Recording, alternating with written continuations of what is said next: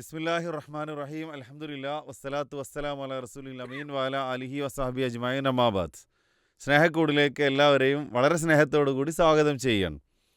ഇന്ന് നമ്മൾ ഉദ്ദേശിക്കുന്നത് കഴിഞ്ഞ 2-3 പ്രോഗ്രാമുകളുടെ ഫീഡ്ബാക്കായി ലഭിച്ച ചില ചോദ്യങ്ങൾ, അതിലുപരി ഇന്ന് ഏറെ ചർച്ച ചെയ്യേണ്ട ഒരു പ്രധാനപ്പെട്ട വിഷയം, ആത്മഹത്യകൾ സ്ത്രീകളിൽ വർദ്ധിക്കുന്നു. അതിന് കാരണമായി പല സ്ത്രീകളും എഴുതി വെക്കുന്നത് അല്ലെങ്കിൽ സ്വന്തക്കാരോട് അറിയിക്കുന്നത് തങ്ങളുടെ ഭർത്താക്കന്മാരുടെ സംശയരോഗത്തിനെ കുറിച്ചാണ്. അതൊരു വില്ലനായി മാറുന്നുണ്ടോ എന്നൊരു ചോദ്യത്തോടു കൂടി ആരംഭിക്കുകയാണ്. ഇന്ന് നമ്മോടൊപ്പം ഈ ഒരു ചർച്ചയിൽ പങ്കുചേരുന്ന ബഹുമാനനായ സർ, ഈ മേഖലയിൽ ഒരുപാട് കുടുംബങ്ങൾക്ക് ആശ്വാസമേകാനും അതോടൊപ്പം തന്നെ അവർക്കൊക്കെ ജീവിത വിജയത്തിലേക്ക് എത്തിക്കാനും നിമിത്തമായി അള്ളാഹു ആ മേഖലയിൽ കൂടുതൽ സേവനങ്ങൾ അർപ്പിക്കാൻ അദ്ദേഹത്തിന് തൗഫീക്ക് നൽകട്ടെ എന്ന് കൂടി ഒരു അവസരത്തിൽ പ്രാർത്ഥിക്കുകയാണ്. സർ, അസ്സലാമു അലൈക്കും. ഞാൻ പറഞ്ഞൊരു ചോദ്യം, ഇപ്പോൾ കഴിഞ്ഞ ഒരു സ്ത്രീയുടെ ആത്മഹത്യയുടെ അവർ എഴുതി വെച്ച കത്തുകൾ അത് സോഷ്യൽ മീഡിയയിൽ വളരെ വ്യാപകമായിട്ട് ഷെയർ ചെയ്യുന്നു. ഭർത്താവിൽ നിന്നും വിവാഹം കഴിഞ്ഞതിന് ശേഷം ഒരു സ്വസ്ഥതയും എനിക്ക് കിട്ടിയിട്ടില്ല. ഞാൻ ആരോടെങ്കിലും സംസാരിച്ചാൽ അവിടെ സംശയമാണ്. ഞാൻ ആരോടെങ്കിലും ഒന്ന് നോക്കിയാൽ, ഈവൻ കുടുംബത്തിലെ സ്ത്രീകളോട് പോലും ഒന്ന് അമിതമായ രൂപത്തിൽ ഒരല്പം കൂടുതൽ സമയമെടുത്തു കഴിഞ്ഞാൽ അതുപോലും സംശയിക്കുന്ന ഭർത്താവാണുള്ളത്. ഇനി എനിക്ക് വയ്യ, ഞാനിതാ പോവുകയാണ് എന്ന് പറഞ്ഞ് അവസാനം ജീവിതം അവസാനിപ്പിക്കുകയാണ്. സങ്കടമാണ് ഈ കാഴ്ചകൾ. അപ്പം അവിടെ ഈ സംശയരോഗം എന്ന് പറയുന്നത് ഒരു രോഗം തന്നെയല്ലേ? എന്താണ് അതിനെക്കുറിച്ച് നിങ്ങൾക്ക് പറയാനുള്ളത്? ബിസ്മില്ലാ. ഇന്നത്തെ സാമൂഹ്യ സാഹചര്യത്തിൽ നമ്മൾ ഏറെ ചർച്ച ചെയ്യേണ്ട ഒരു വിഷയം അതാണ് പാരനോയിഡ് അല്ലെങ്കിൽ പാരനോയിയ എന്ന് പറയുന്ന സംശയരോഗം. ഈ സംശയരോഗം ഒരു രോഗമാണ്, പക്ഷെ നമുക്കത് രോഗമാണെന്ന് മനസ്സിലാവുന്നില്ല. അതിനുള്ള കാരണം എന്താണെന്ന് വെച്ചാൽ ഹെൽത്തിനെ സംബന്ധിച്ചുള്ള അവെയർനെസ്, ആരോഗ്യത്തെ സംബന്ധിച്ചുള്ള അവബോധം നമുക്ക് കുറവാണ്. അറിവില്ല എന്നുള്ള അറിവാണ് നമുക്ക് ആദ്യം ഉണ്ടാവേണ്ടത്, അതുമില്ല. ഞാനും എൻ്റെ ഒരു സുഹൃത്ത്, അദ്ദേഹം ഈ സൈക്കോളജി മേഖലയിൽ സേവനമനുഷ്ഠിക്കുന്ന ഒരു വ്യക്തിത്വമാണ്, ഡോക്ടർ അഷ്റഫ്. ഈ അടുത്ത് നടന്നൊരു സംസാരം, അതിൻ്റെ ചുരുക്കം പറഞ്ഞുകൊണ്ട് നമുക്ക് തുടങ്ങാം. ഈ ഡിവോഴ്സിൻ്റെ എണ്ണം വർദ്ധിക്കുകയാണ്, വിവാഹമോചനങ്ങളുടെ എണ്ണം അഭ്യസ്ത വിദ്യരിൽ തന്നെ വർദ്ധിക്കുകയാണ്. അതിനുള്ള ഒരു പ്രധാനപ്പെട്ട കാരണം, ഈ വൈവാഹിക ജീവിതത്തിലേക്ക് പ്രവേശിക്കുന്നതിന് മുമ്പ് അനിവാര്യമായും കിട്ടേണ്ട ഒരുപാട് അറിവുകളുണ്ട്. ആ അറിവാണ് ആദ്യം കൊടുക്കേണ്ടത്. അത് ആണിനും പെണ്ണിനും കൃത്യമായി കൊടുത്തിട്ട് വേണം അവരെ കല്യാണം കഴിപ്പിക്കാൻ. രണ്ടാമത്തത്, ചില ആളുകൾക്ക് വൈവാഹിക ജീവിതം നയിക്കാൻ പറ്റില്ല. അവരിൽ പേഴ്സണാലിറ്റി ഡിസോർഡർ ഉണ്ട്, ആൾറെഡി ഉണ്ട്, വ്യക്തിത്വ വൈകല്യം ഉണ്ട്, അല്ലെങ്കിൽ രോഗമുണ്ട്. പക്ഷെ ആ രോഗമുണ്ടെന്ന് അവർക്കും അറിയില്ല, കുടുംബത്തിനും അറിയില്ല. അങ്ങനെയുള്ള സുമുഖരായ, സ്മാർട്ടാണ് എന്ന് നമ്മൾ വിചാരിക്കുന്ന, നല്ല ജോലിയും നല്ല സാലറിയും ഒക്കെ ഉള്ള ആളുകളെ നമ്മൾ കല്യാണം കഴിപ്പിക്കും. പക്ഷേ ഇവരിൽ ഈ സംശയരോഗം ഉണ്ട്, വളരെ നേരത്തെ ഉണ്ട്. അപ്പോൾ ആ രോഗം പിന്നെ വളർന്ന് പന്തലിക്കുകയാണ്. ഇതിന് കാരണം എന്താണ്? ആ ഒരു വ്യക്തിയെ പഠനം നടത്താതെയാണ്, അസസ്മെൻറ്റ് ചെയ്യാതെയാണ്, ഇവാലുവേറ്റ് ചെയ്യാതെയാണ് നമ്മൾ കല്യാണം കഴിച്ചു വിട്ടത്. ഇതിൽ നമുക്ക് വലിയ റോളുണ്ട്, ഉമ്മക്കും ഉപ്പക്കും സമൂഹത്തിനുണ്ട്. ഇതാണ് ആദ്യം സൂചിപ്പിക്കുന്നത്. ഇനി പാരനോയിഡ് എന്ന് പറയുന്ന സംശയരോഗത്തിലേക്ക് എത്തിപ്പെടുന്ന സാഹചര്യങ്ങൾ എന്താണ്, അത് നമ്മൾ പഠിക്കണം. അപ്പോൾ അങ്ങനെയുള്ള രോഗത്തിന് അടിമയായ ഭർത്താക്കന്മാരും ഭാര്യമാരും, നമ്മളിപ്പോൾ ഇവിടെ ചർച്ച ചെയ്യുന്നത് ഭർത്താക്കന്മാരെ കുറിച്ചാണ്. അപ്പോൾ ഭർത്താക്കന്മാർക്ക് ആ രോഗം ഉണ്ടെങ്കിൽ അതിനുള്ള ചില ലക്ഷണങ്ങൾ അവരിൽ നിന്നുണ്ടാകും, അത് അവർ പ്രകടിപ്പിക്കും. ഒരു ഉദാഹരണം, ഷിസോഫ്രാനിയ എന്ന് പറഞ്ഞാൽ മാനസിക രോഗാവസ്ഥ ഉണ്ട്, ഉന്മാദം, ബൈപ്പോളാർ മൂഡ് ഡിസോർഡറൊക്കെ കേട്ടിട്ടുണ്ടാവും നിങ്ങൾ. ഇത്തരം ഉന്മാദാവസ്ഥയിലുള്ള, മനഃശാസ്ത്രപരമായി സംസാരിക്കുമ്പോൾ ആരോഗ്യമില്ലാത്ത ഒരു വ്യക്തി പ്രത്യക്ഷത്തിൽ ചിലപ്പോൾ അവരുടെ ഓവർ ആക്റ്റീവ്നെസ് കൊണ്ട്, അതായത് അവർ ചെയ്യുന്ന ജോലിയിലും അവർ കൈകാര്യം ചെയ്യുന്ന മേഖലയിലും അവർ ടോപ്പ് ലെവൽ പെർഫോമൻസ് നടത്തിയേക്കാം, പക്ഷേ അവർ രോഗികളാണ്. ഈ രോഗം അവരെ പിടികൂടിയിട്ടുണ്ട്. ഇത് സമൂഹം മനസ്സിലാക്കുന്നില്ല, കുടുംബം മനസ്സിലാക്കുന്നില്ല. ഇങ്ങനെയുള്ള പേഷ്യൻസിൽ എന്തുണ്ടാവും? സംശയരോഗം ഉണ്ടാവും. രണ്ടാമത്തത്, കുട്ടിക്കാലത്തുണ്ടാവുന്ന അനുഭവങ്ങൾ, ചൈൽഡ്ഹുഡ് എക്സ്പീരിയൻസ്. ഇപ്പോൾ നമ്മളൊക്കെ തന്നെ വളർന്നു വന്നവരാണ്. ചെറുപ്പകാലത്ത് നമ്മുടെ വീട്ടിൽ വെച്ച് നടന്ന ലൈംഗികമായിട്ടുള്ള ദുരനുഭവങ്ങൾ അല്ലെങ്കിൽ അത്തരത്തിലുള്ള മറ്റുള്ളവരുടെ ഈ എക്സ്ട്രാ മാരിറ്റൽ റിലേഷൻഷിപ്പ്, വിവാഹേതര ബന്ധങ്ങൾ, അല്ലെങ്കിൽ നമ്മൾ അങ്ങേയറ്റം വിശ്വസിക്കുന്ന മതപരമായ മൂല്യങ്ങൾ കാത്തു സൂക്ഷിക്കുന്ന ആളുകളുടെ വഴിവിട്ടുക അല്ലെങ്കിൽ അധാർമികമായിട്ടുള്ള ജീവിതക്രമം, ഇതൊക്കെ ലൈവായി കാണാൻ ഇടവരിക എന്നുള്ളത് ഏറ്റവും വലിയ ദുരനുഭവമാണ്. അപ്പോൾ അവരുടെ ഉള്ളിൽ ഈ ട്രോമ ഉണ്ടാവും, ഈ ദുരനുഭവം അവിടെ ഉണ്ടാവും, ഒരു ഷോക്കിംഗ് ഇവൻ്റായിട്ട് അവിടെ ഉണ്ടാവും. പിന്നെ അതെപ്പോഴാണ് തലപൊക്കുക? അവർ വൈവാഹിക ജീവിതത്തിലേക്ക് പ്രവേശിക്കുമ്പോഴാണ്. അതിന് കാരണമായിട്ടുള്ള ചില സംഭവങ്ങൾ അവിടെ ഉണ്ടായിക്കഴിഞ്ഞിട്ടുണ്ട്, അത് ഇഗ്നൈറ്റ് ചെയ്യപ്പെടും, അത് കത്തും. ഒരു ഉദാഹരണം പറയാം. ചില സ്ത്രീകൾ, ഇപ്പോൾ എനിക്ക് തന്നെ ഓർമ്മയുണ്ട്, പിന്നെ ഞാൻ പഠിപ്പിച്ചൊരു വിദ്യാർത്ഥിനി, അവൾ എന്ത് ചെയ്യപ്പെട്ടു? ഡിവോഴ്സ് ചെയ്യപ്പെട്ടു. അപ്പോൾ ആ ഡൈവേഴ്സ് ചെയ്യപ്പെടാനുള്ള കാരണം എന്താണെന്ന് ചോദിച്ചപ്പോൾ ഷീ സോഷ്യബിൾ എന്നുള്ള പറഞ്ഞത്. ഭർത്താവിന് അവളെ ഉൾക്കൊള്ളാൻ പറ്റില്ല, കാരണം എല്ലാവരുമായിട്ട് ഒരു വൈഡ് സോഷ്യൽ ഇൻട്രാക്ഷൻ ആ കുട്ടിക്കുണ്ട്. അത് അവളുടെ നേച്ചറാണ്. എല്ലാവരോടും പുഞ്ചിരി തൂക്കിക്കൊണ്ട് ഏറ്റവും നല്ല സാമൂഹ്യ ബന്ധങ്ങൾ സൃഷ്ടിക്കുന്ന ഒരു പ്രകൃതമുള്ള ഒരു പെൺകുട്ടിയാണത്. അവൾക്ക് ആ ഒരു കാര്യത്തിൽ നിന്ന് മാറി നിൽക്കാൻ പറ്റില്ല. ഇങ്ങനെയുള്ള സോഷ്യബിളായ, ടോക്കറ്റീവായ, വളരെ സ്മാർട്ടായി കൈകാര്യം ചെയ്യുന്ന ചില കുട്ടികൾ എല്ലാ വീട്ടിലും ഉണ്ടാവും. അപ്പോൾ അവർക്ക് കിട്ടുന്ന ഭർത്താവ് വളരെ സൈലൻ്റായ, റെറ്റിസൻ്റായ, അമിതമായി സംസാരിക്കാത്ത ഒരു വ്യക്തിത്വമാണ്. സ്വാഭാവികമായിട്ടും അയാൾക്ക് തോന്നുകയാണ് ഇവൾക്ക് വഴിവിട്ട ബന്ധങ്ങളുണ്ട്. ഇത് ഇഗ്നൈറ്റ് ചെയ്യുന്നത് അല്ലെങ്കിൽ കത്തിക്കുന്നത് പൈശാചികതയാണ്. പിശാചിന് വേണ്ട എന്താണ്? ഒരു ഭാര്യയും ഭർത്താവും ഒന്നിച്ച് ജീവിക്കുമ്പോൾ അവർക്കിടയിൽ കലഹം ഉണ്ടാവുക എന്നുള്ളതാണ്. അപ്പോൾ കലഹം കത്തിക്കാനുള്ള അവസരങ്ങൾ അവനുണ്ടാക്കും, അല്ലേ? ഇപ്പോൾ ഏതെങ്കിലും ഒരു അമ്മാവൻ അല്ലെങ്കിൽ അമ്മാവൻ്റെ മകൻ അല്ലെങ്കിൽ അങ്ങനെയുള്ള ഏതെങ്കിലുമായിട്ടുള്ള ഒരു റിലേഷനിൽപ്പെട്ട ഒരാൾ നടത്തിയിട്ടുള്ള ഒരു പരാമർശം, ആ കുട്ടി അതിനോട് തീർത്തും നെഗറ്റീവായിട്ടായും പ്രതികരിച്ചിട്ടുണ്ടാവുക, അല്ലെങ്കിൽ അത് മൈൻഡ് ചെയ്തിട്ടുണ്ടാവില്ല. പക്ഷേ അവൻ എന്ത് ചെയ്തു? അത്തരം കാര്യങ്ങൾ അവിടെ സംശയത്തിൻ്റെ ഉള്ളിൽ വെക്കും. ഇത് നമ്മൾ ശ്രദ്ധിക്കേണ്ട ഏറ്റവും പ്രധാനപ്പെട്ട ഒരു കാരണമാണ്. ആരോഗ്യം എന്നത് ശരിക്ക് നമ്മളൊക്കെ പ്രാധാന്യം കൽപ്പിക്കാറുള്ളത് ശാരീരികമായ ഒരു ആരോഗ്യത്തിന് മാത്രമാണെന്നാണ്. പക്ഷേ അതേപോലെ അല്ലെങ്കിൽ അതിനേക്കാൾ കൂടുതൽ ശ്രദ്ധ കൊടുക്കേണ്ട ഒരു മേഖലയാണ് നമ്മുടെ മെൻ്റൽ ഹെൽത്ത് അഥവാ മാനസിക ആരോഗ്യം എന്നത്. മനസ്സിനെവിടെയെങ്കിലും ചെറിയ ഒരു പ്രശ്നം വരുമ്പോൾ അത് പല രൂപത്തിലുള്ള ശാരീരികമായ രോഗങ്ങളിലേക്ക് എത്തിച്ചേരാറുണ്ട്. അതിലുപരി മനസ്സിൻ്റെ രോഗം കൊണ്ട് നമ്മുടെ കൂടെയുള്ളവരാണ് പലപ്പോഴും ഏറെ പ്രയാസപ്പെടുന്നത് എന്ന യാഥാർത്ഥ്യം നമ്മൾ ഉൾക്കൊണ്ടേ മതിയാവൂ, മനസ്സിലാക്കിയേ മതിയാവൂ. നോക്കൂ, ഒരു ജീവിതത്തിൻ്റെ ഏതെങ്കിലും ഘട്ടത്തിൽ അനുഭവപ്പെട്ടൊരു ചെറിയ ഇൻസിഡൻറ്റ് അല്ലെങ്കിൽ ഒരു ട്രോമ, അതായിരിക്കാം പിന്നീട് പലപ്പോഴും അവരെ മോൾഡ് ചെയ്യുന്നതിൽ, അവരുടെ ഭാവി ജീവിതത്തിൽ സ്വാധീനം ഉണ്ടാക്കുക എന്നുള്ളതാണ്. അപ്പോൾ അവിടെ ഭാര്യയും ഭർത്താവുമായിട്ട് ജീവിക്കുമ്പോൾ അവർക്കിടയിൽ ഇണക്കങ്ങൾ ഉണ്ടാകുന്നതിന് പകരം പിണക്കങ്ങളും സംശയരോഗങ്ങളും ഉണ്ടായിത്തീരുന്നതിന് കാരണമാവുന്നുണ്ടതാണ്. അപ്പം അതുകൊണ്ട് അതൊരു രോഗമാണ്. തീർച്ചയായിട്ടും അതിനൊരു ചികിത്സ ആവശ്യമാണ് എന്നാണ് സ്നേഹക്കൂടിന് ആദ്യം പറയാനുള്ളത്. പിന്നെ അതിലേക്ക് എത്താനുള്ള പല ഘട്ടങ്ങളുണ്ടോ, കാരണങ്ങളുണ്ടോ? എനിക്കറിയാത്തത് കൊണ്ട് ചോദിക്കാം. തീർച്ചയായും. അതായത് ഒരു വ്യക്തി അനുഭവിക്കുന്ന ഉത്കണ്ഠ അല്ലെങ്കിൽ വിഷാദം, സ്ട്രെസ്സുകളുണ്ടല്ലോ, ഈ സ്ട്രെസ്സ് എന്ന് പറഞ്ഞാൽ സ്വാഭാവികമായിട്ട് അയാൾക്ക് ഉറക്കം നഷ്ടപ്പെടുത്തും, അയാളുടെ മാനസികാവസ്ഥയിൽ വ്യതിയാനം ഉണ്ടാക്കും. അപ്പോൾ ഈ സ്ട്രെസ്സ് അയാളുടെ ലൈഫിലുണ്ടാവുന്ന ഘട്ടത്തിൽ അയാളുടെ ഹോർമോൺ വേരിയേഷൻസ് സംഭവിക്കുന്നുണ്ട്, അല്ലേ? ചില മരുന്നുകൾ സ്ഥിരമായി കുടിച്ചിട്ടുണ്ടെങ്കിൽ അതിൻ്റെ സൈഡ് ഇഫക്ട്സ് ഇത്തരം വിഷാദങ്ങൾ ഉണ്ടാക്കും. പക്ഷേ ഈ മരുന്ന് കമ്പനികളോ മരുന്നുണ്ടാക്കുന്നവരോ ഒരിക്കലും അതിൻ്റെ സൈഡ് ഇഫക്ട്സ് പറയാറില്ല, അല്ലെങ്കിൽ അത് ഹൈലൈറ്റ് ചെയ്യാറില്ല. എന്തുകൊണ്ടാണ്? അതൊരു കച്ചവടമാണ്. പക്ഷേ ഇത് ഇഫക്റ്റ് ചെയ്യുന്നത് അല്ലെങ്കിൽ അത് ബാധിക്കുന്നത് ആ വ്യക്തിയാണ്, സ്ഥിരമായി ഇത് കഴിക്കുന്നത് കൊണ്ട്. പക്ഷേ ഇതുണ്ടായത് അതുകൊണ്ടാണ് എന്ന് അവർക്കറിയില്ല.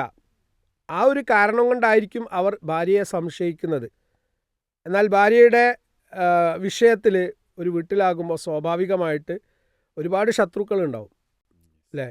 വളരെ സ്മാർട്ടായിട്ട് ഡീൽ ചെയ്യുന്ന ഒരു ഭാര്യയാണെങ്കിൽ ആ ഭാര്യയെ ആ രൂപത്തിൽ ഇല്ലാതാക്കാൻ, അവരുടെ വിഷയത്തിൽ അസൂയ, പക, വിദ്വേഷം ഇതൊക്കെ വർക്കൗട്ട് ചെയ്യാൻ സാധ്യത വളരെ കൂടുതലാണ്. കാരണം 3 മരുമക്കളുണ്ട്.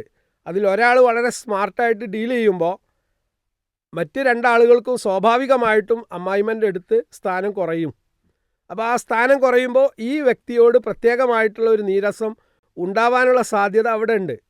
അപ്പോൾ ഇങ്ങനെയുള്ള കാര്യങ്ങൾ കൊണ്ട് സ്വാഭാവികമായിട്ടും സംശയരോഗത്തിനുള്ള ആ ഒരു സ്പാർക്ക് അവിടെ, അല്ലെങ്കിൽ ഒരു സീഡ് അവിടെ ഉണരുകയാണ് അല്ലേ. ഇതില്ലാത്തതും ഉള്ളതും പറഞ്ഞു കൊടുക്കുന്ന ആളുകളുണ്ട്.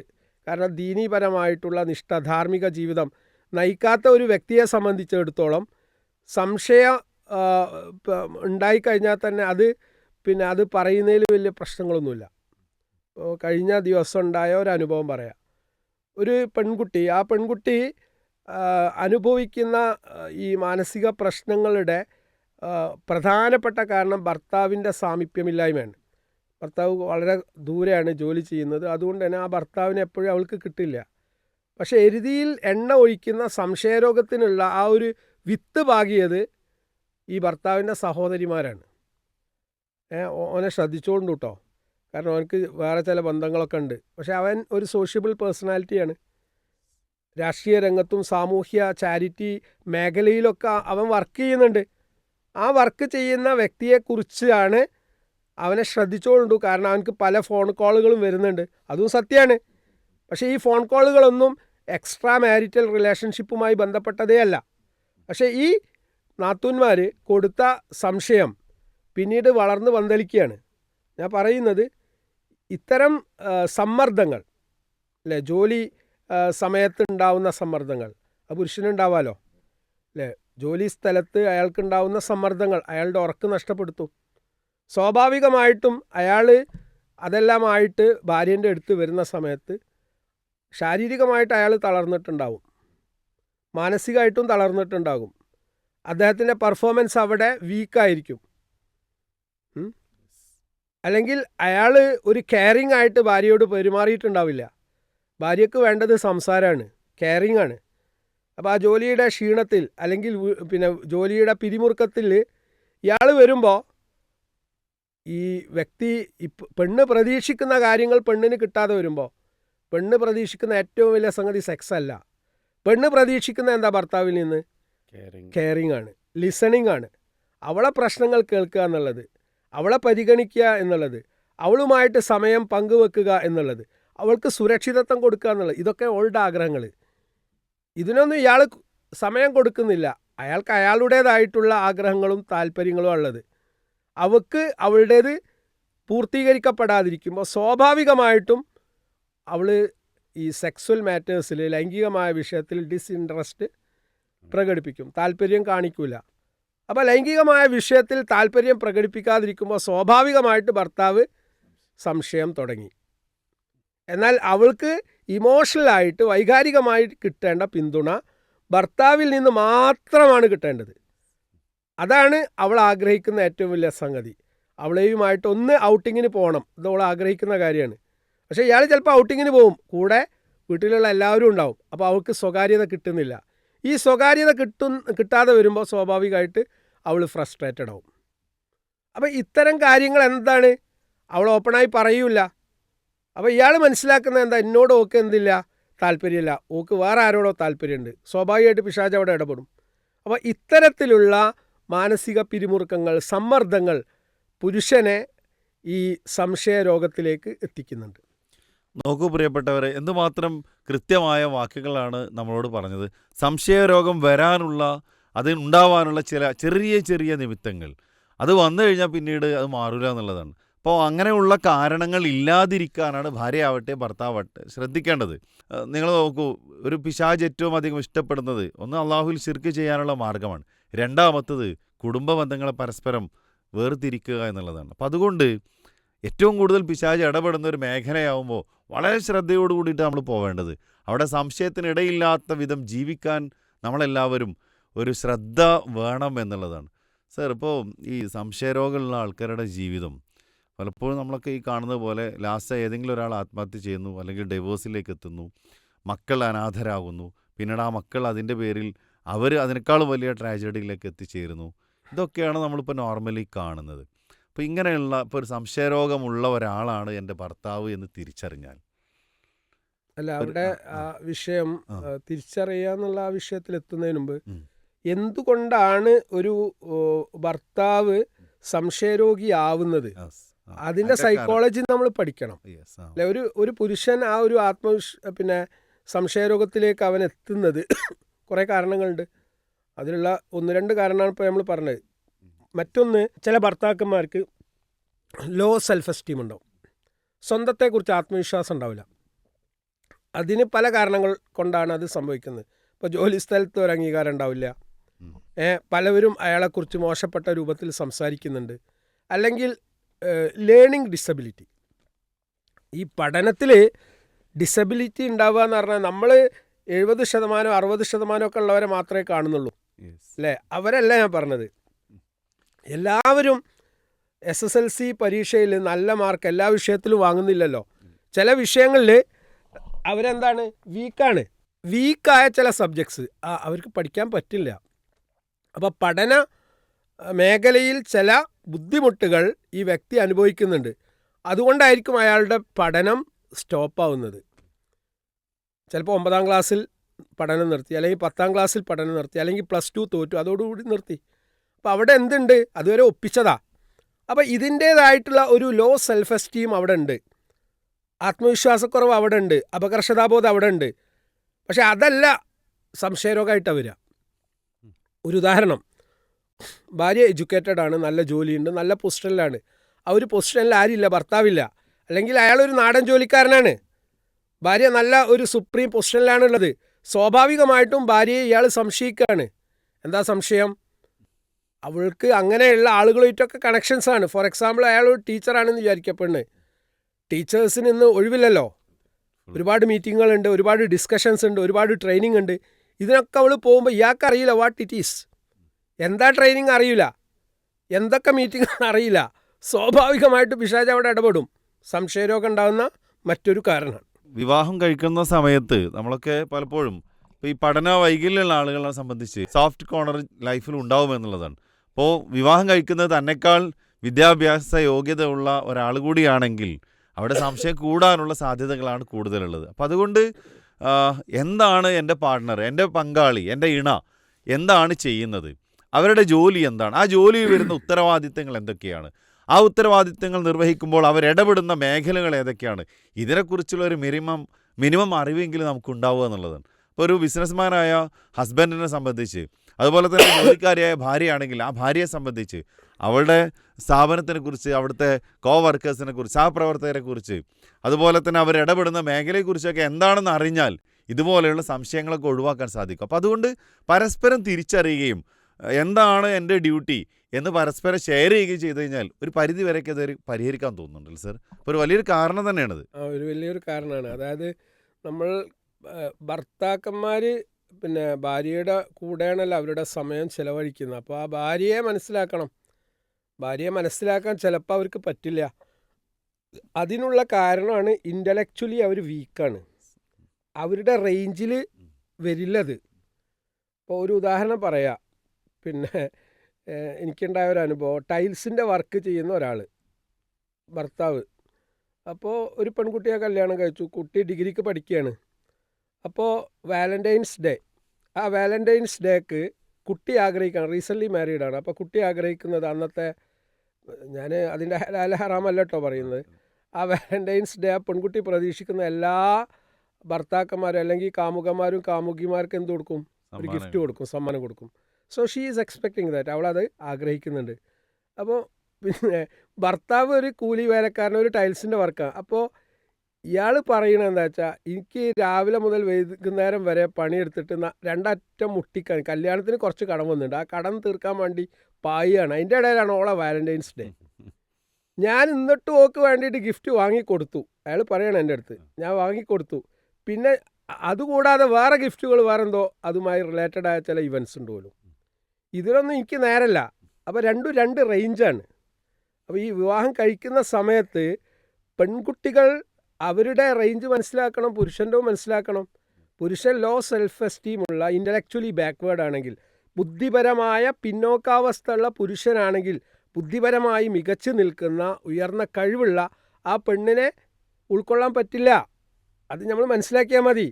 ഇപ്പോൾ ഞാൻ സാധാരണ പറയുന്ന ഒരു ഉദാഹരണമുണ്ട്. ഒരു പുരുഷൻ ഇപ്പോൾ കല്യാണം കഴിച്ചത് SLC തോറ്റ ഒരു പെണ്ണാണ്, അയാളൊരു ഡോക്ടറുമാണെന്ന് വിചാരിക്കുക. അയാളുടെ കേസ് ഞാൻ ഡീൽ ചെയ്താണ് എനിക്കറിയാം. പക്ഷെ ആ ഡോക്ടർ പിന്നെ SLC തോറ്റ പെണ്ണുമായിട്ടുള്ള ദാമ്പത്യം സൂപ്പറായിട്ട് നല്ല നിലക്ക് മുന്നോട്ട് പോകും, ഒരു പ്രശ്നമുണ്ട്. നേരെ ഉൾട്ട, പെണ്ണ് ഡോക്ടറാണ്, ഭർത്താവ് SLC തോറ്റതാണ്. നിങ്ങളുടെ അഭിപ്രായം എന്താ? തീർച്ചയായിട്ടും അത് ഉൾക്കൊള്ളുന്നതിൽ പ്രയാസം. അപ്പോൾ അവിടെ വ്യത്യാസമുണ്ട്, അതാണ് ഞാൻ പറയുന്നത്. അപ്പോൾ പുരുഷന് അത് ഉൾക്കൊള്ളാൻ വലിയ പ്രശ്നം ഉണ്ടാവില്ല, കാരണം പുരുഷൻ ആ രൂപത്തിലാണ് കാര്യങ്ങളെ നിരീക്ഷിക്കുക. പക്ഷേ പെണ്ണിനെ സംബന്ധിച്ചിടത്തോളം അവിടെ ഈഗോ വർക്ക് ചെയ്യാനുള്ള സാധ്യത വളരെ കൂടുതലാണ്. അതുകൊണ്ട് ഈ എഡ്യൂക്കേഷണൽ ഡിഫറൻസ് ഉണ്ടാക്കുന്ന പ്രശ്നമാണ് അവിടെ സംശയരോഗത്തിൻ്റെ ഒരു വില്ലനാവുന്നത്. ഇപ്പോൾ വിദ്യാഭ്യാസപരമായ കാര്യങ്ങൾ നമ്മൾ ജീവിക്കുമ്പോൾ വരുന്ന ഓരോ മേഖലയും സംശയിക്കാനുള്ള അവസരങ്ങൾ ഉണ്ട് എന്നുള്ളത് കൂടി ഇതിൻ്റെ കൂടെ ചേർത്ത് വെക്കണം. അത് സംസാരമാണെങ്കിൽ, പ്രവർത്തനങ്ങളാണെങ്കിൽ, നമ്മുടെ ഫോണുകളാണെങ്കിൽ, അതുപോലെ നമ്മുടെ ജോലികളാണെങ്കിൽ, വിദ്യാഭ്യാസ യോഗ്യതകളാണെങ്കിൽ എന്ന് വേണ്ട നമ്മുടെ കുടുംബ സന്ദർശകനാണ്, എല്ലാം സംശയിക്കേണ്ട ഒരാൾക്ക് അതൊക്കെ സംശയിക്കാനുള്ള സാഹചര്യങ്ങളുണ്ട്. പക്ഷെ അതില്ലാത്തൊരു സാഹചര്യത്തിലേക്ക് എത്തിച്ചേരാനാണ് നമ്മൾ പരിശ്രമിക്കേണ്ടത് എന്നുള്ളതാണ്. ഇനി എന്തെങ്കിലും ഇതുപോലുള്ള കാരണങ്ങളുണ്ട്? വേറൊരു കാര്യം എന്താ വെച്ചാൽ, സാധാരണ നമ്മൾ മനസ്സിലാക്കിയത് പുരുഷാധിപത്യം അതിൽ കുറച്ചൊക്കെ ഉണ്ട്, ഇല്ല എന്ന് പറയാൻ പറ്റില്ല. കാരണം നമ്മുടെ ഒരു പാട്രിയാർക്കൽ സൊസൈറ്റിയിൽ നമ്മൾ ജീവിക്കുമ്പോൾ പുരുഷ മേധാവിത്വം അവിടെ ഉണ്ട്.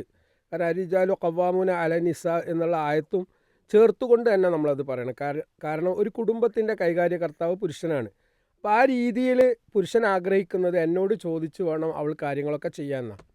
എന്നാൽ ചില സ്ത്രീകളെ സംബന്ധിച്ചിടത്തോളം അവർ ബൈ നേച്ചർ അവർ വളർത്തപ്പെട്ടത്, ഒരു ഉദാഹരണം, ഫാദർ വളരെ വീക്കായ, മദർ വളരെ സ്ട്രോങ് ആയ ഒരു കുടുംബത്തിൽ വളർന്ന ഒരു പെൺകുട്ടി സ്വാഭാവികമായിട്ടും കുറേ സ്വാതന്ത്ര്യം അനുഭവിച്ചുകൊണ്ടാണ് വളർന്നത്. അതുകൊണ്ട് തന്നെ ഒരു സെൽഫ് സഫിഷ്യൻസി ഡിസിഷൻ മേക്കിങ്ങിലും കാര്യങ്ങളിലൊക്കെ അവൾക്ക് ഉണ്ടായിട്ടുണ്ടാവും.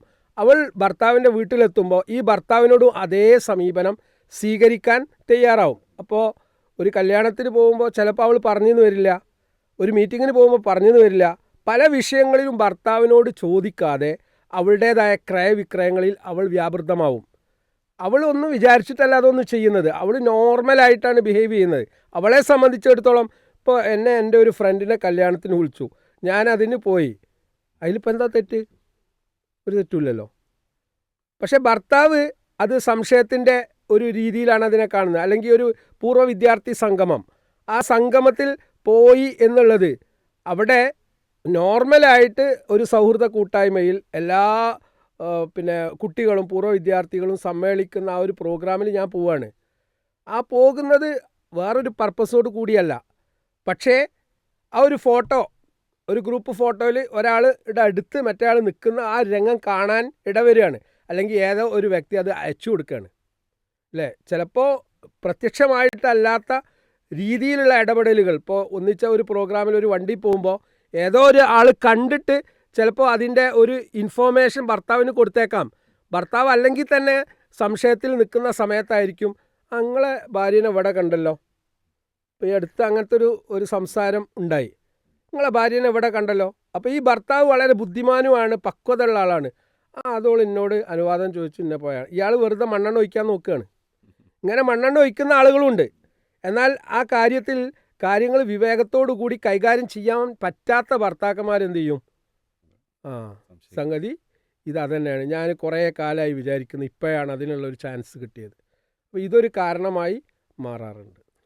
എരുതിയിൽ എണ്ണ ഒഴിക്കുക എന്നൊക്കെ നമ്മൾ പറയാറുണ്ട്. ആ എണ്ണ ഒഴിക്കുന്ന ആളുകൾ സമൂഹത്തിലൊക്കെ ഉണ്ടാവും. അവിടെയൊക്കെ നമ്മൾ വിജിലൻ്റായി നിൽക്കുക എന്നുള്ളതാണ് ഒരു പരിഹാരം. അല്ല എങ്കിൽ നമ്മളൊരു സംശയരോഗിയായിട്ട് മാറും നമ്മൾ മനസ്സിലാക്കുക. അതല്ലാതെ ഇതിനപ്പുറം ഒന്നും പറയാനില്ല സർ. അതുപോലെ OCD എന്ന് പറയും, ഒബ്സസീവ് കമ്പൾസീവ് ഡിസോർഡർ. എല്ലാവർക്കും കേൾവിയുള്ള ഒരു അസുഖമാണ് OCD, വസ്വാസ് എന്ന് നമ്മൾ പറയാം. ഈ വസ്വാസിൻ്റെ അവസ്ഥ ഭർത്താവിനുണ്ടെന്ന് വിചാരിച്ചോളൂ, അല്ലേ? വസ്വാസുള്ള ആൾ ടോയ്ലറ്റ് പോവുകയാണെങ്കിൽ അരമണിക്കൂർ 1 മണിക്കൂർ 2 ടാങ്ക് വെള്ളമൊക്കെ ഉപയോഗിക്കുന്നവരുണ്ട്. രോഗമാണ്, പൈശാചികമായ ഒരു സ്വാധീനം അവിടെ വരുന്നുണ്ട്. അപ്പോൾ ഇങ്ങനെയുള്ള OCD സിംറ്റംസ് ഉള്ള ഇത്തരം വസ്വാസിൻ്റെ ലക്ഷണങ്ങളുള്ള ഒരു ഭർത്താവാണെന്ന് വിചാരിച്ചോളൂ. അപ്പോൾ ആ ഭർത്താവിനെ സംബന്ധിച്ചിടത്തോളം അയാളുടെ പെരുമാറ്റങ്ങൾ, അയാളുടെ ജീവിത ശൈലികൾ സ്വാഭാവികമായിട്ടും ഭാര്യയ്ക്ക് അതിൽ എന്തുണ്ട്, അരോചകമായിരിക്കും. കാരണം അവൾ സഹിക്കുകയാണല്ലോ, പിന്നെ ഇത് ട്രീറ്റ്മെൻറ്റും ചെയ്യുന്നില്ല. സാധാരണഗതിയിൽ ഇത്തരം രോഗങ്ങൾ ഉണ്ടാകുമ്പോൾ അത് രോഗമാണ് എന്ന് മനസ്സിലാക്കി കൃത്യമായി ട്രീറ്റ്മെൻറ്റ് ചെയ്താൽ ഒരു പരിധിവരെ മാഷാ അല്ലാ അത് റിസൾട്ട് ഉണ്ടാവും, അതിൽ മാറ്റം ഉണ്ടാവും. എന്നാൽ ഇങ്ങനെ രോഗമുള്ള ആളുകൾ എനിക്ക് രോഗമുണ്ടെന്ന് ഒരിക്കലും തുറന്ന് സമ്മതിക്കില്ല. രോഗം ഓൾക്കാണ്, ഓർക്ക് രോഗമല്ല, എല്ലാം ഓൾക്കാണ്. അപ്പോൾ അതിൽ നിന്ന് മുങ്ങും. അപ്പോൾ ഇത് പറഞ്ഞിട്ട് കാര്യമില്ല, കുടുംബത്തിൽ പറഞ്ഞിട്ടും കാര്യമില്ല. ഈ ഭർത്താവിനെ ന്യായീകരിക്കുന്ന ഉമ്മയും ഉപ്പയായിരിക്കും ഉണ്ടാവുക. ഈ ഭർത്താവിന് രോഗമുണ്ട് എന്ന് സപ്പോർട്ടീവായിട്ട് സംസാരിച്ച് കാര്യം പ്രശ്ന പരിഹാരത്തിലേക്ക് എത്തിക്കാൻ ഉമ്മയും ഉപ്പയും ആ ഫാമിലിയും സമ്മതിക്കില്ല. അപ്പോൾ ഇവളുടെ മനസ്സിൻ്റെ ഉള്ളിൽ ഒരു പ്രഷർ കുക്കർ കണക്കെ ഈ വിഷയങ്ങൾ നീറുകയാണ്. സ്വാഭാവികമായിട്ട് ഒരു ഇമോഷണൽ ഡിസ്റ്റൻസിങ്, വൈകാരികമായിട്ടുള്ള ഒരു അകൽച്ച ഭാര്യയും ഭർത്താവും തമ്മിലുണ്ടാവും അല്ലേ. ഇനി ഇയാൾ വസ്വാസുള്ള ഒരാളാണെങ്കിൽ ലൈംഗികമായ വിഷയത്തിൽ അയാൾക്ക് വസ്വാസ് കുടുങ്ങിക്കഴിഞ്ഞാൽ ലൈംഗികമായ വിഷയത്തിൽ അവളെ ഫുൾഫിൽ ചെയ്യാൻ, ലൈംഗിക ബന്ധത്തിൽ ഏർപ്പെടാൻ അയാൾക്ക് സാധിക്കില്ല. കാരണം അയാൾ വസ്വാസുമായിട്ട് നിൽക്കും. പെണ്ണിന് അത് അരോചകമായിരിക്കും. സ്വാഭാവികമായിട്ടും ലൈംഗികമായ അദ്ദേഹത്തിൻ്റെ ആവശ്യങ്ങൾ പൂർത്തീകരിക്കുന്ന വിഷയത്തിൽ അവൾ സഹകരിക്കാതിരിക്കുമ്പോൾ സ്വാഭാവികമായിട്ട് അയാൾ സംശയം തുടങ്ങും. എൻ്റെ കാര്യം വേറെ ആരും എടുത്തു പോകുന്നുണ്ട്. ഇതൊരു കാരണമാണ് OCD എന്നുള്ളത്. അതിൻ്റെ പാർശ്വഫലങ്ങൾ ഈ സംശയരോഗത്തിലേക്ക് എത്തിക്കാം. ഈ വസ്വാസ് എന്നൊക്കെ പറയുന്നത് വലിയ ഒരു ശൈത്താനിയെ തന്നെയാണ്. അതുകൊണ്ടായിരിക്കില്ലേ വിശുദ്ധ ഖുർആനിൽ അള്ളാഹു നബി സല്ലല്ലാഹു അലൈഹി വസല്ലമയോട് പഠിപ്പിച്ചു തരുന്നത്. എല്ലാ ദിവസവും എല്ലാ നമസ്കാരത്തിന് ശേഷവും നമ്മളോട് സൂറത്തുൽ ഇഖ്ലാസും അതുപോലെ തന്നെ സൂറത്തുൽ ഫലക്കും നാസുക്കും ഓതാൻ പറഞ്ഞത് ഈ ഒരു കാര്യത്തിലാവും. എല്ലാ നമസ്കാരത്തിന് ശേഷം, അത് സുബ്ഹിക്ക് ശേഷം 3 പ്രാവശ്യം, അതുപോലെ തന്നെ മഗ്‌രിബിന് ശേഷം 3 പ്രാവശ്യം ചൊല്ലാൻ വേണ്ടിയിട്ട് പറഞ്ഞിട്ടുണ്ട്. അപ്പോൾ ഈ വസ്വാസിൽ നിന്നും നമ്മൾ രക്ഷ തേടുക എന്നുള്ളതാണ്. ഇങ്ങനെയുള്ള രോഗമുള്ളവർക്കൊക്കെ സംശയരോഗം കൂടാനുള്ളൊരു കാരണവും. ഇതുപോലെ ഏതെങ്കിലും കാരണങ്ങളില്ല എങ്കിൽ നമുക്ക് വാട്ട് ഈസ് ദ സൊല്യൂഷൻ എന്നൊരു മേഖലയിലേക്ക് പോകാൻ തോന്നുന്നുണ്ട് സാർ. പിന്നെ കാരണങ്ങൾ ഒരുപാടുണ്ട്. ഒന്ന് രണ്ട് കാരണം കൂടി പറയേണ്ടതുണ്ട്. ഓക്കെ. അതായത് ഈ ആശയവിനിമയങ്ങൾ ഇവർ തമ്മിൽ മോശമായ രൂപത്തിലാണെങ്കിൽ കുറ്റപ്പെടുത്തുന്ന, ഇകഴ്ത്തുന്ന രൂപത്തിലുള്ള ഒരു പേഴ്സണാലിറ്റിയാണ് ഭാര്യയ്ക്കുള്ളത്. അപ്പോൾ ഭർത്താവിനെ ഏത് കാര്യത്തിലും കുറ്റം കണ്ടെത്തി ഇങ്ങനെ വിമർശിച്ചുകൊണ്ടിരിക്കുകയാണ്. അപ്പോൾ ഈ ഇകഴ്ത്തി സംസാരിക്കുമ്പോൾ തനിക്ക് വേണ്ടത്ര റെസ്പെക്റ്റ്, അംഗീകാരം, റെക്കഗ്നിഷൻ കിട്ടുന്നില്ല, ഭർത്താവിന് കിട്ടില്ല. അപ്പോൾ ഇവൾക്ക് വേറെ ആരോടോ ബന്ധമുണ്ട് എന്നുള്ളത് സംശയിക്കാനുള്ള ഒരു കാരണമാണ് ഇത്തരം ക്രിറ്റിസിസം അല്ലെങ്കിൽ അക്യൂസിങ് ടെൻഡൻസി എന്നുള്ളത്. അതുപോലെ ഈ ബന്ധങ്ങളിൽ ഒരു അസ്ഥിരത ഉണ്ടാവുക എന്നുള്ളത് എന്ന് വെച്ചാൽ കോൺസ്റ്റൻസി ഇൻ റിലേഷൻഷിപ്പ് അല്ലേ. ഇപ്പോൾ ഭാര്യ ഭർത്തൃ റിലേഷൻഷിപ്പിൽ ഏറ്റവും പ്രധാനപ്പെട്ട സംഗതി എന്താ? ട്രസ്റ്റ് വർത്തി ആവുക എന്നുള്ളത്, വിശ്വസ്തത എന്നുള്ളതാണ്. ആ ഉള്ള ബന്ധം നല്ല രൂപത്തിൽ മെയിൻറ്റെയിൻ ചെയ്യാനുള്ള പരിശ്രമങ്ങൾ ഭാര്യ ഭർത്താക്കന്മാർക്കിടയിൽ വേണം. എന്നാൽ ആ ബന്ധങ്ങൾക്കൊന്നും തന്നെ ഒരു പവിത്രത കൽപ്പിക്കാതിരിക്കുക, അതൊന്നും സീരിയസ് ആയി കാണാതിരിക്കുക, ആ രൂപത്തിലുള്ള ഒരു പെരുമാറ്റം ഭാര്യയുടെ ഭാഗത്തുനിന്ന് ഉണ്ടായിട്ടുണ്ടെങ്കിലും ഭർത്താവ് ബന്ധങ്ങൾക്ക് അങ്ങേയറ്റം പ്രാമുഖ്യം നൽകുന്നുണ്ട്, കൂടിയാലോചനയ്ക്ക് പ്രാമുഖ്യം നൽകുന്നുണ്ട്, ഈ കുടുംബത്തിലുള്ള അംഗങ്ങളെ പ്രത്യേകം അദ്ദേഹം ആദരിക്കുന്നുണ്ട്. ഇതൊന്നും ഇല്ലാത്തൊരു വ്യക്തിത്വമായിട്ട് വളർന്ന, മേ ബി ആ കുടുംബ പശ്ചാത്തലം, അവൾ വളർന്ന കുടുംബ പശ്ചാത്തലത്തിൽ കോൺഫ്ലിക്റ്റ് ഉണ്ടായി, പിന്നെ ഉമ്മയും ഉപ്പയും തമ്മിൽ പോരടിക്കുന്ന അല്ലെങ്കിൽ കലഹിക്കുന്ന ഒരു കുടുംബത്തിലെ അംഗമാണ് പെണ്ണ്. സ്വാഭാവികമായിട്ടും പിന്നെ സ്നേഹം കിട്ടിയിട്ടില്ല, ഉപ്പയിൽ നിന്നും ഉമ്മയിൽ നിന്നും ആ പെൺകുട്ടിക്ക് സ്നേഹം കിട്ടിയില്ല. എന്നാൽ ഭർത്താവിൻ്റെ വീട്ടിലെത്തുമ്പോൾ ഭർത്താവ് അത്തരം കുടുംബ പശ്ചാത്തലത്തിലല്ല വളർന്നത്. ഉമ്മയും ഉപ്പയും സ്നേഹിച്ച് നല്ല കെയറിങ് ആയി വളർന്ന വീട്ടിലെ ഭർത്താവാണ്.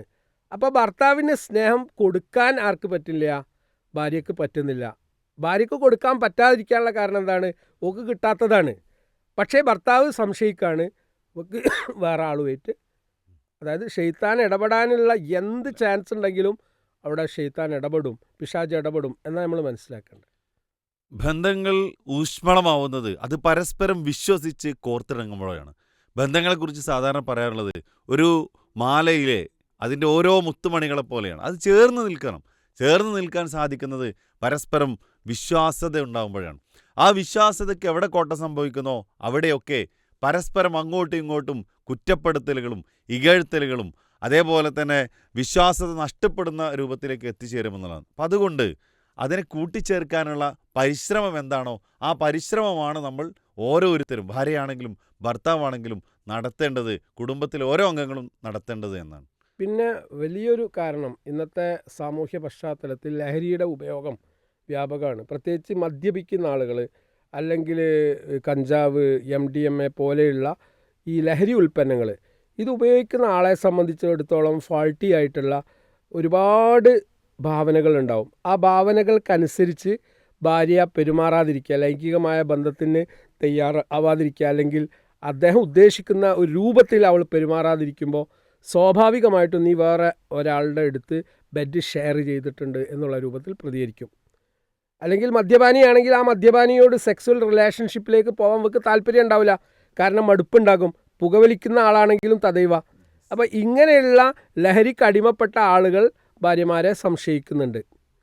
അപ്പോൾ അതിൻ്റെ കാരണമാണ് നോർമലി വരുന്നൊരു കാര്യമാണ്, പക്ഷെ ഏറ്റവും കൂടുതൽ സമൂഹത്തിൽ കാണുന്ന ആ കാര്യം തന്നെ ഉണ്ടോ. അതെ, ഈ ലഹരിക്ക് അടിമപ്പെട്ട ആളുകളുടെ ഭാര്യമാർ ആ. ഏറെ കഷ്ടത അനുഭവിക്കുന്നവരുണ്ട്. അവരൊക്കെ പലപ്പോഴും ഷെയർ ചെയ്യുന്നത് ജീവിതത്തിൽ ഒട്ടും ഒരു സുഖവും ഒരു മാനസിക സുഖം എനിക്കില്ല, പിന്നെ എന്തുകൊണ്ട് ജീവിക്കണമെന്ന് വെച്ചാൽ മക്കളായില്ലേ, വേറൊരു ഇനി വീട്ടിലേക്ക് അത് മാത്രമല്ല സർ, അവർ വളരെ സാഡിസ്റ്റുകളാവും. കാരണം അവരവരുടെ ലൈംഗികമായ സംതൃപ്തിക്ക് വേണ്ടി ചെയ്യുന്ന ഓരോ കാര്യങ്ങളും അവർക്ക് സാറ്റിസ്ഫാക്ഷൻ കിട്ടാൻ വേണ്ടിയിട്ടാണ്.